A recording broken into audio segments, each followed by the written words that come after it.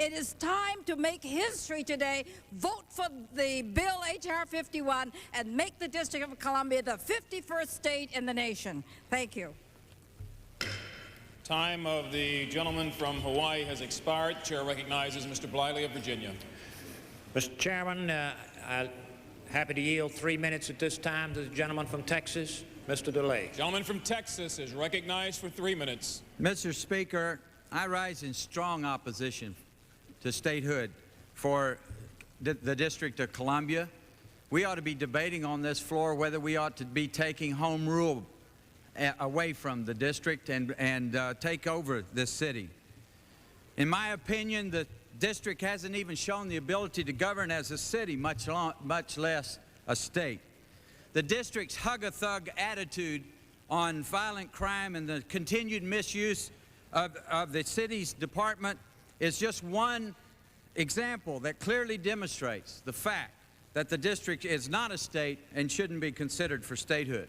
What's the hug-a-thug attitude? Maybe it starts with the police force and the district's understanding of crime. The Wall Street Journal reported earlier this month that Washington has more police per capita than any other city in America. However, qualification requirements for D.C. cops are lax. In May of 1985, a recruit at the police academy could be expelled for failing 2 exams. 7 months later, the same recruit had to fail 6 exams to be sent packing. Finally, in '88, after 40% of graduating recruits failed the final comprehensive exam, the police academy abolished the test. Did this have an impact on D.C. cops? You bet it did. Mike Hubbard, a detective who spent 5 years training recruits, states, "I saw people who were practically illiterate. I've seen people diagnosed as borderline retarded graduate from the police academy." This is absurd. Is this an indication that the district is ready for statehood? Wait a minute, there's more. Former Washington cop Montague Holmes states that because of the lax hiring procedures, a lot of people who were in the drug rackets joined the police department. Some of them went straight when they joined the department. Some of them didn't. The Journal reports that last year, 36 officers were indicted on charges such as dope dealing, sexual assault, murder, sodomy, and kidnapping. In another incident, thousands of confiscated weapons being stolen from a police warehouse by employees. At least one of those weapons was later used in a murder. Finally, just last Friday, the D.C. Corrections Chief stated that 1,530 halfway house residents escaped and over 900 are still at large. Folks, let's get one thing straight. The district, a liberal bastion of corruption and crime, has yet to come even close, in this member's eyes, to deserving the awesome privilege and responsibility of statehood. This House would be better off considering a provision I and many of my colleagues support: the repeal of home rule. The Constitution dictates that we have a federal city. Let's take it back and clean it up. Time of the gentleman from Texas has expired.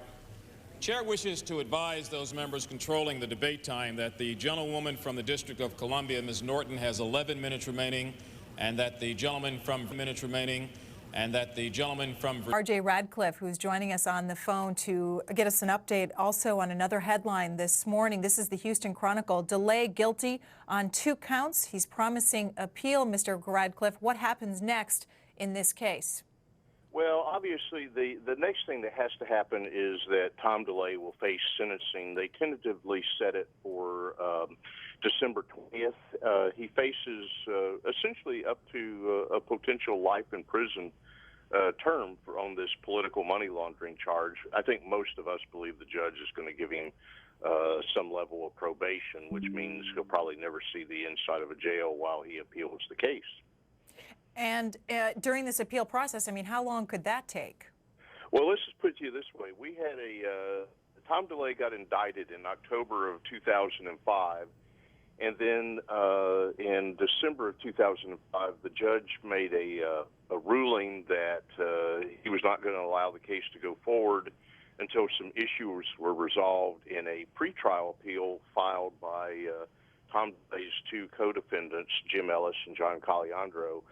and those pretrial appeals took 5 years to even get us back to the point of having a trial. So this appellate process could go on for years to come.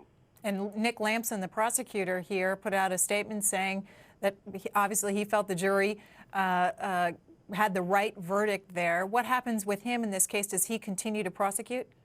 Well, actually, Nick Lampson was the congressman who replaced Tom Gelay immediately after. Yes, the prosecutor is Rosemary Limburg. Oh, my apologies. I'm sorry. My mistake. That's Reading okay. the wrong name. No problem. It's early in the morning. But Rosemary Limburg has promised to continue to pursue this case.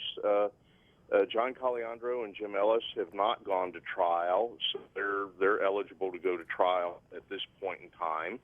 And we don't know if they'll be tried together or separately. And she promises to keep pursuing this case. Now, I'll be honest with you, Tom Gelay has a very good chance of having the case thrown out in the Texas appellate courts because in the Caliandro and Ellis case, the Third Court of Appeals ruled in their favor in terms of whether or not this actually constituted money laundering.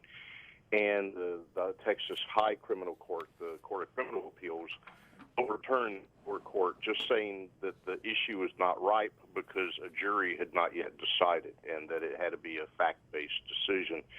So we know already that the court that Tom Delay's appeal will go straight to will most likely rule in his favor, and then it kind of becomes a question of what the state's high criminal court does. All right, RJ.